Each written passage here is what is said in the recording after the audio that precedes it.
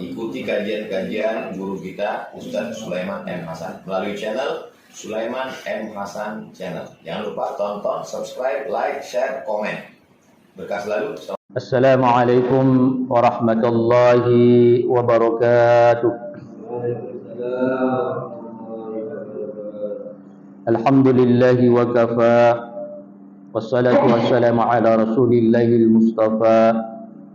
Allahumma la ilma lana illa ma 'allamtana innaka antal alimul hakim. Rabbi zidni ilma amma ba'd. Hadirin sidang jamaah subuh yang dimuliakan oleh Allah Subhanahu wa taala, tidak henti-hentinya kita bersyukur kepada Allah, sebagaimana Allah tidak pernah berhenti untuk memberikan rahmat, nikmat dan karunia-Nya kepada kita.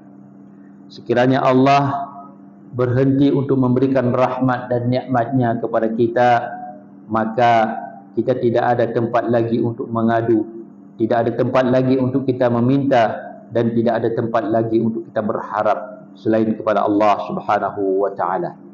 Salawat yang beriring dengan salam kita doakan semoga Allah selalu mencurahkan kepada junjungan alam Nabi besar Muhammad sallallahu alaihi wasallam. Semoga dengan kehadiran baginda Rasulullah sallallahu alaihi wasallam yang telah diutus ke muka bumi ini tidak hanya untuk manusia, bahkan baginda Rasulullah sallallahu alaihi wasallam diutus menjadi rahmat untuk sekalian alam, baik manusia, binatang, tumbuh-tumbuhan dan segenap apa yang ada di muka bumi ini. Hadirin sidang jamaah subuh yang dimuliakan oleh Allah Subhanahu wa taala, kita lanjutkan kembali poin yang ketujuh ataupun golongan yang ketujuh dari 7 golongan yang mendapat naungan dari Allah Subhanahu wa taala di hari yang tidak ada naungan kecuali naungan dari Allah Subhanahu wa taala, yaitu di hari akhirat kelak. Ini hadis dari Abi Hurairah. Baik, untuk poin yang ketujuh, yaitu rajulun zakarallah khalian fafadat ainah. Rajulun zakarallaha khalian fafadat ainah, yaitu laki-laki yang senantiasa ingat dan dia berzikir kepada Allah secara sembunyi. Artinya dia berzikir kepada Allah Subhanahu wa taala, dia ingat kepada Allah secara sembunyi-sembunyi, tidak diketahui oleh orang lain. Khalian, kemudian fafadat ainah, maka air matanya pun keluar, ya.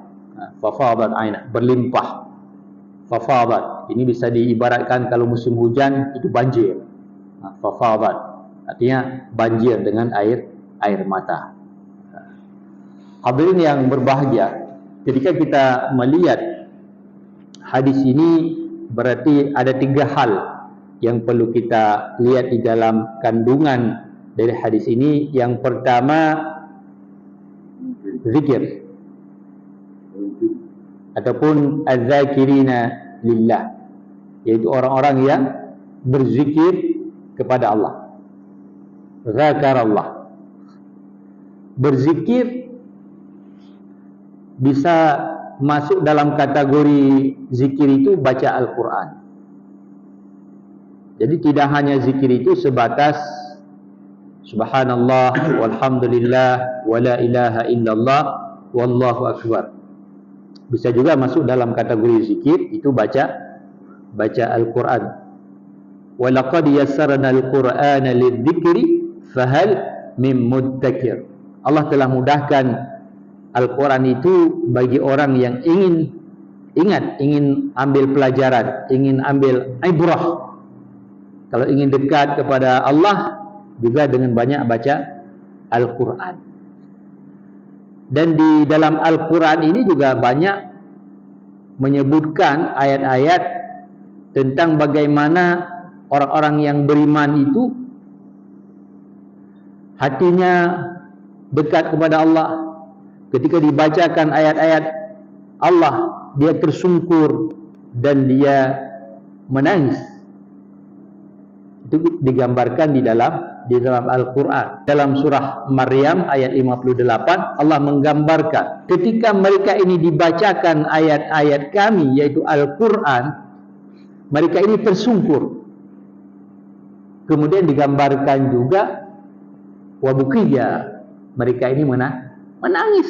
Jadi dengan Al-Quran bisa seseorang itu bisa menangis.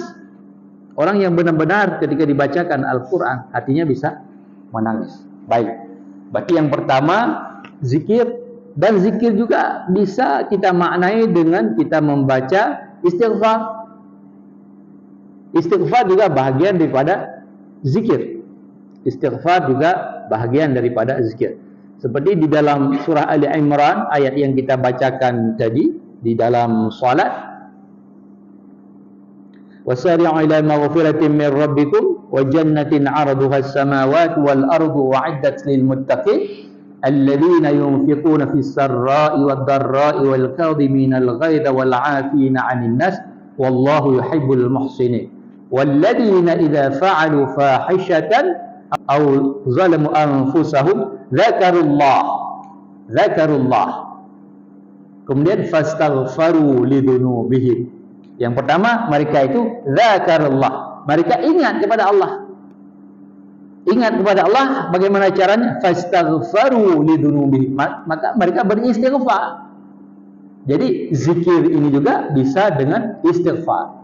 Fastaghfaru lidunubihim, maka mereka beristighfar. Beristighfar kepada Allah. Dan waktu yang paling baik untuk beristighfar itu ya di waktu sahur.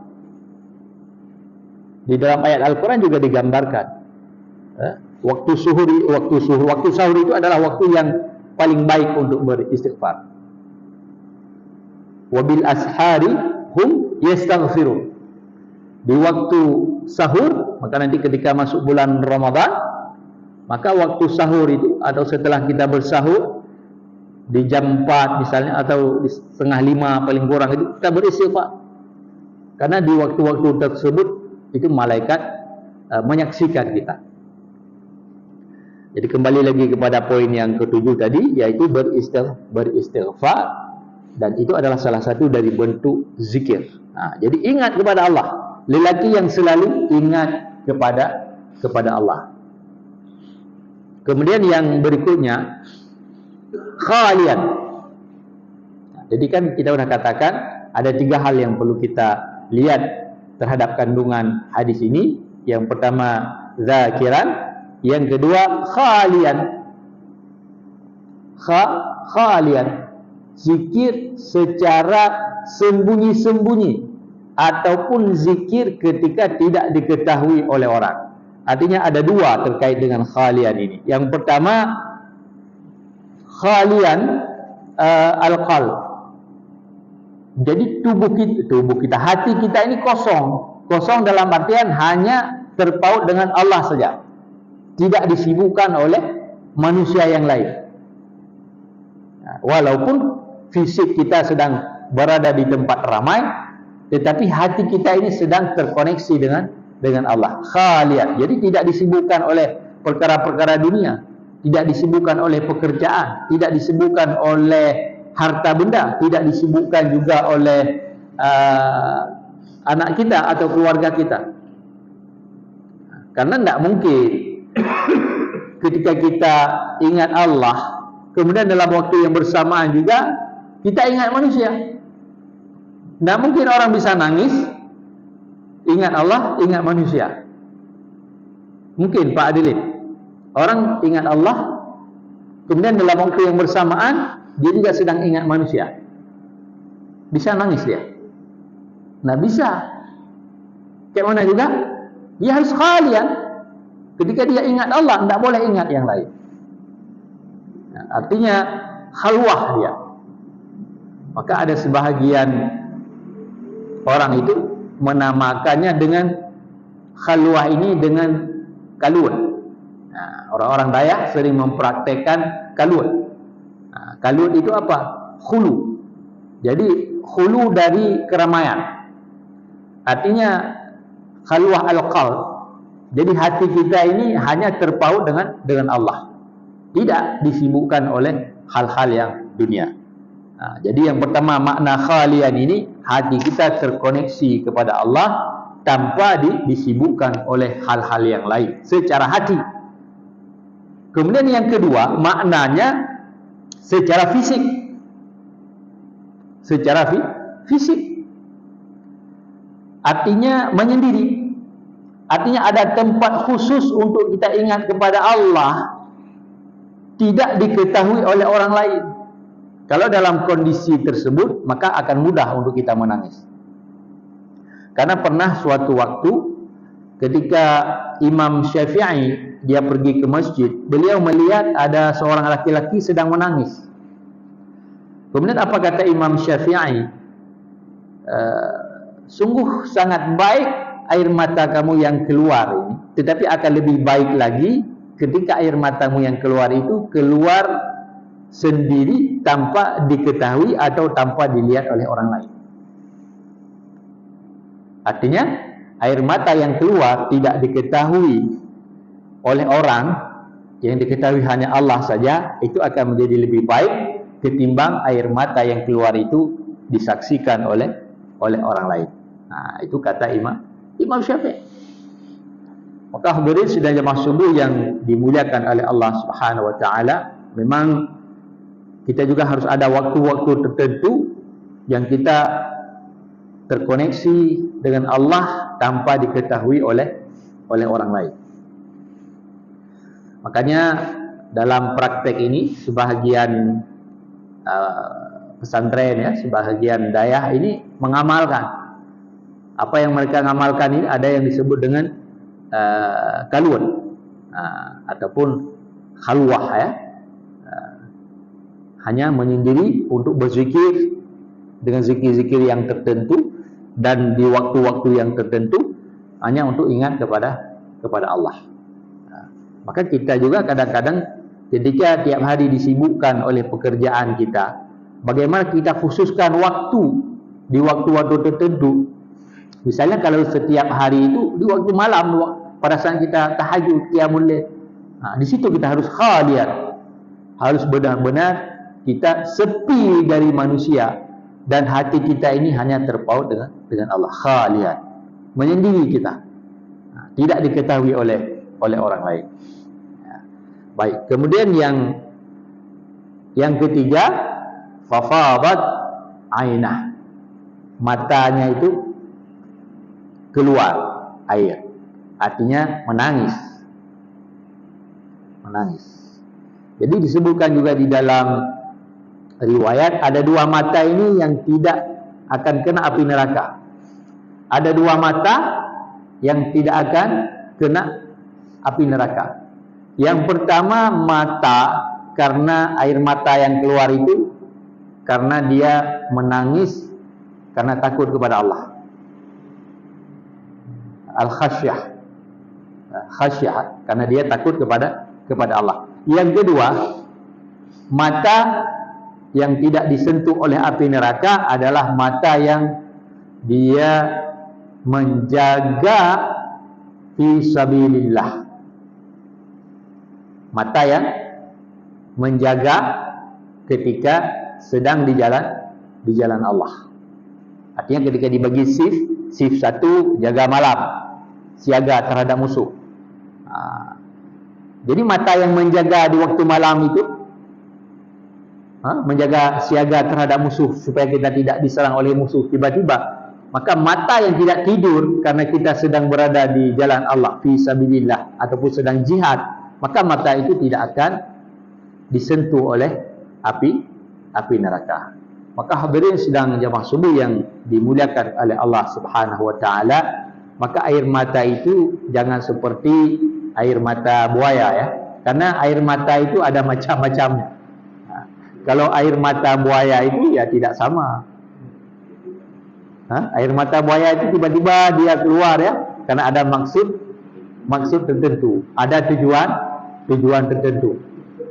Tapi bagaimana air mata kita ini betul-betul dia keluar karena takut kepada Allah. Maka ketika air mata itu keluar karena takut kepada Allah, maka mata tersebut dan termasuk yang punya mata itu, dia tidak akan disentuh oleh api neraka. Istilahnya la yalijin nar, tidak akan pernah disentuh oleh api neraka mata yang ataupun air mata yang keluar karena dia takut kepada Allah. Maka hadirin sidang jamaah subuh yang dimuliakan oleh Allah Subhanahu wa taala, supaya kita nanti termasuk dalam golongan orang-orang yang dilindungi di hari kiamat, yang diberi naungan oleh Allah pada hari yang tidak ada naungan, maka kita doakan dan kita usahakan untuk kita bisa praktekkan, untuk kita bisa menangis. Karena juga disebutkan kalau kita tidak mampu menangis, maka pura-pura menangis. Sampai setingkat itu. Kalau memang secara normal tidak mampu nangis, tapi kayak mana kita usahakan, kita pura-pura nangis. Istilahnya kalau kamu tidak mampu nangis, maka pura-pura menangislah. Sampai setingkat itu. Itu untuk latihan. Karena ada hal-hal tertentu manusia ini butuh kepada latihan. Ada orang yang tidak pernah nangis memang. Air matanya susah kali keluar. Nah, apa hanuru? Nah, meninggal rinci tidak nangis dia. Meninggal anaknya tidak nangis juga. Kenapa? Ya, memang sudah seperti itu. Ada orang yang memang susah sekali keluar air matanya. Kita ini termasuk dalam golongan orang yang susah keluar air mata atau mudah keluar air mata? Tergantung ya. Ada orang air matanya keluar ketika tengok film India. Tengok film India, keluar air matanya. Ada juga ketika tengok film Korea, keluar air mata. Syukur-syukur kalau misalnya kita sedang berada di belakang imam, imam bawa ayat-ayat tertentu yang sedih, kita keluar air mata, itu syukur kita. Karena kalau di Mesir, kami sering dulu, misalnya kalau salat ketika bulan Ramadan, tarawih di Masjid Amr bin Al-As, misalnya ada Syekh Jibril yang jadi imam ketika di malam 27 Ramadan itu. Sampai satu masjid itu nangis. Ketika imam berhenti dari dia baca ayat-ayat tertentu dalam salat, dia berhenti, nangis jamaahnya, makmumnya nangis, maka satu masjid nangis. Kenapa? Karena mereka tahu apa yang dibaca.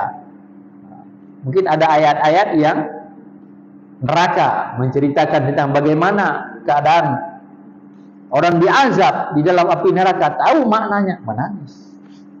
Kita dibacakan ayat-ayat azab, ayat-ayat tentang neraka, tertawa kita.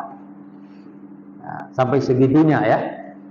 Maka hadirin yang berbahagia, bagaimana hati kita ini menjadi lunak, senantiasa terpaut kepada Allah. Jadi rajulun dzakarallaha khaliyan fa fadat aina. Jadi laki-laki yang senantiasa ingat kepada Allah.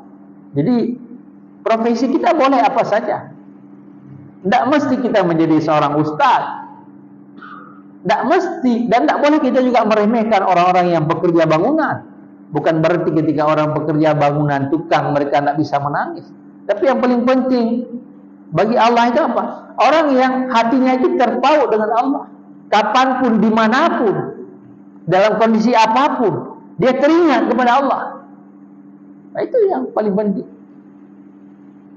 Ustaz pun belum tentu menjamin bahwa dia akan baik luar dalam. Dan bukan berarti orang-orang yang seperti yang kita sampaikan tadi, dengan kerja serabutan, bukan berarti dia tidak mulia. Belum tentu. Kemuliaan itu Allah yang tahu. Inna akramakum indallahi atqakum. Bahwa yang paling mulia di antara kalian itu adalah mereka yang paling banyak takwa. Takwa itu di mana? Hati. At-taqwa hahuna. Takwa itu di mana? Di hati. Maka yang perlu kita perbaiki sekarang adalah perbaiki hati. Kalau ibarat agim itu manajemen kalbu. Manajemen hati. Yang perlu kita benerin, yang perlu kita betulin terlebih dahulu adalah hati. Maka disebutkan ketika seseorang hatinya baik, maka akan baik seluruh tubuh badannya. Ala inna fil jasad la mudghah Wa idza saluhat saluhat sairul jasad. Wa idza fasadat fasadat sairul jasad. Ala wahyal qalb. Disebutkan di dalam hadis, di dalam tubuh badan kita itu ada seketul daging. Kalau daging itu baik, maka baiklah seluruh tubuh badan kita. Kalau daging itu rusak, maka rusaklah seluruh tubuh badan kita. Kalau hati ini rusak, tidak mungkin seseorang ini mudah dia ingat kepada Allah. Tidak mungkin seseorang mudah terkoneksi dengan Allah. Tapi kalau hatinya baik, hatinya bersih, seperti yang kita sampaikan tadi, apapun, dimanapun, profesi apapun dia, maka akan mudah terkoneksi dengan Allah Subhanahu wa ta'ala. Allah tidak melihat kepada profesi seseorang, dan Allah tidak melihat juga kepada pakaian yang dia pakai. Innallaha la yanzuru ila ajsamikum wala ila suwarikum walakin yanzuru ila qulubikum wa a'malikum. Allah tidak lihat pada postur tubuh badan kita. Tidak melihat, oh mantap dia, ganteng, postur tubuhnya slim. Bukan itu. Tapi yang Allah lihat apa? Hati. Dan yang Allah lihat juga amal. Tidak mungkin orang akan hatinya menjadi baik tanpa dia beramal. Misalnya ada orang, tapi saya tidak pernah lihat dia pergi ke masjid, tapi dia baik sekali. Tidak mungkin. Tidak mungkin orang baik itu kalau dia tidak pernah dekat dengan rumah Allah, tidak dekat dengan masjid. Tidak mungkin baik dalam catatan Allah. Tidak mungkin baik dalam catatan Rasul. Karena Nabi ketika menggambarkan orang baik, orang beriman itu yang bagaimana? Yang selalu bolak-balik masjid. Ini kita lihat tidak pernah pergi ke masjid. Tak mungkin jadi orang baik. Tak mungkin jadi orang beriman. Misalnya ada orang begini, baik kali dia. Dia orangnya dermawan sekali, tetapi dia tidak sholat. Kira-kira baik tak? Nah, urung ke rumah get katanya, akai get, dumpu get, sangat luar biasa, gotong royong beres, dumpu beres. Tapi yang hana tabok pakai, hana sembahyang betul. Ibu Pak Jul, beres urungnya. Nah, beres. Tapi ada sebagian manusia mengatakan baik sekali dia, luar biasa. Luar biasa dia. Kalau duduk di warung dia yang duluan traktir misalnya, gotong royong dia yang di depan, ada kerja-kerja sosial dia di depan, tapi yang tidak ada salat. Ketika salat tidak ada, maka amalan-amalan yang lain juga tidak tahu mau ditaruh di mana. Ibarat orang mau buat rumah tapi tidak punya pondasi. Mau buat rumah tapi tidak punya tanah. Kayak mana mau buat rumah? Tidak punya tanah ataupun tidak ada pondasi. Maka salat itu diibaratkan tiang. Maka kalau tiangnya tidak ada, kayak mana mau kita taruh atap? Ini kalau tukang-tukang ini pasti tahu dia. Tidak ada tiang, tidak mungkin.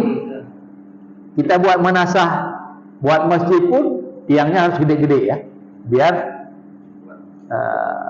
mantap, biar infrastrukturnya kuat, ya, biar daya tahannya kuat.